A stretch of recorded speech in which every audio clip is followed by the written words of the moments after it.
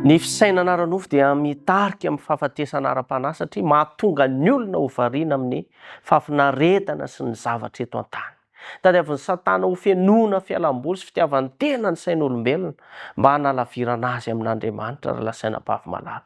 Koa mila mitandrina isika raha omena toerana be loatra ao am-pony raharaha izao tontolo izao dia mihamalemy ny fiainana ara-panahy. Tokony hiambina sy andresy ny kilema rehetra eo amin'ny toetra isika amin'ny alalan'ny fahasoavan'i Jesosy Kristy ka hikolokolo izay toetra mifanaraka amin'ny toetran'i Jesosy. Misy ady eo amin'ny fisainana ara-nofo sy ny ara-panahy.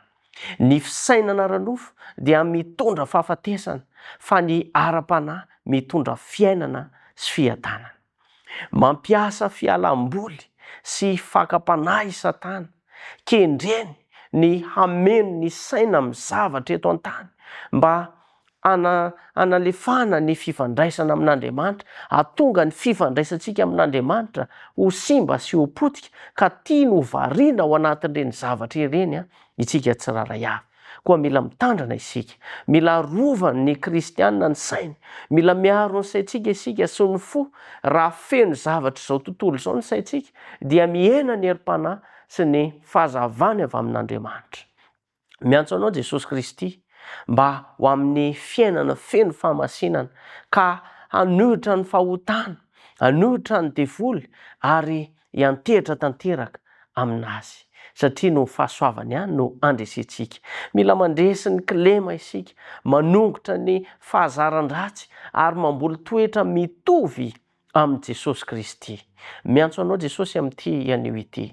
Aoka isika tsy hanaiko tarihin'ny fisainana ara-nofo, izany hoe variana amin'ny ara-nofo, fa hifidy isan'andro ny fisainana ara-panahy amin'ny alalan'ny vavaka, amin'ny alalan'ny famakiana ny tenin'Andriamanitra ary ny fankatoavana tanteraka an'Andriamanitra. Anio no fotoana hanombohana, hanadio ny fo sy ny hanolorana ny saina ho an'i Jesosy Kristy.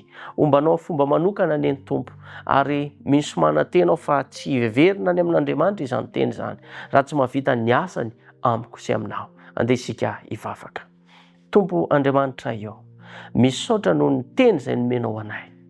Engany izahay mba tsy ho mpiaino fotsiny ihany fa ho mpanatanteraka ny teninao. Iainanay ny teninao, ampiarinay ny teninao ary tsy ho variana amin'ny fiainana izao tontolo izao izay ny fialamboly sy ny fomba fanaony izao tontolo izao, fa mba hibanjina anao Jesosy Kristy, hibanjina ny lanitra vaovao sy ny tany vaovao ary tsy ho variana mirehaka izao tontolo izao, fa mba hanana fisainana ho any amin'ny ara-panahy mandrakariva. Mitahiny tokantrano tsiraray avy amin'izao fotoana izao. Ampahitao fity aminao ny zanakao. Raha misy ny salama, meteza hanasitrana azy ireo. Tahiny tontolo andro izay diavinao voninahitra rery ihany. Amin'ny anaran'i Jesosy Kristy. Amen.